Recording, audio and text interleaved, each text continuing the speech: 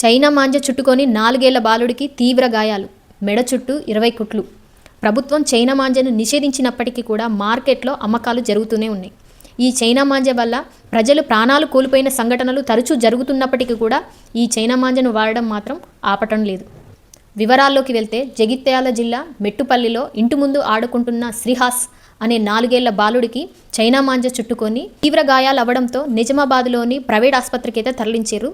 డాక్టర్లు మెడ చుట్టూ 20 కుట్లు వేసి బాలుడి ఆరోగ్యం విషమంగా ఉంది అన్నట్టు తెలుస్తుంది. చైనా మాంజతో పతంగులు ఎగరవేస్తే చర్యలు తప్పనిసరి అని హైదరాబాద్ కమిషనర్ వేసి సజ్జనార్ హెచ్చరించారు. చైనా మాంజతో ఎవరికైనా గాయాలైతే పతంగులు ఎగరవేసిన వారినే బాధ్యులుగా భావించి కేసు నమోదు చేస్తామన్నారు. నెల రోజుల వ్యవధిలో 103 కేసులు నమోదు చేసి 143 మందిని అరెస్టు చేశామని తెలిపారు.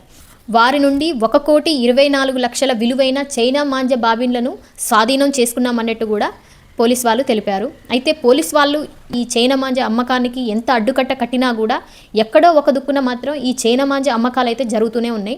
వాళ్ళు ఎంత ప్రయత్నించినా ఎక్కడో ఒక దుక్కున ఇలా జరగడం వల్ల చాలామంది ప్రాణాలు అయితే కోల్పోతూనే ఉన్నారు.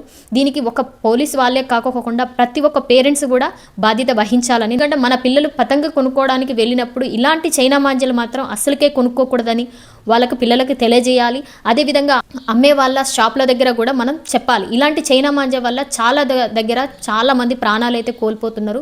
ప్రాణాలతోటి చెలగాటం ఆడకండి. ఇలాంటి చైనా మాంజలు మీరు అమ్మకాలు చేసి ఇలాంటి జరిగితే మాత్రం తప్పకుండా పోలీస్ వాళ్ళకైతే ఫిర్యాదు అయితే చేస్తాం అని ప్రతి ఒక్క పేరెంట్స్ కూడా బాధ్యత వహిస్తేనే ఈ అమ్మకాలు అయితే ఆగిపోతాయి. ప్రతి ఒక్క పిల్లలకు కూడా చెప్పండి, ఇలాగ చైనా మాంజ వల్ల పిల్లలకి ప్రాణాలు కోల్పోతారు చాలామంది, మీరు కూడా వాడకండి. అదేవిధంగా మీరు వెళ్ళేటప్పుడు వచ్చేటప్పుడు చాలా జాగ్రత్తగా నిదానంగా చూసుకుంటూ వెళ్ళండి. అది చైనా మాంజ అన్నది అసలు కనిపించదు సరిగా.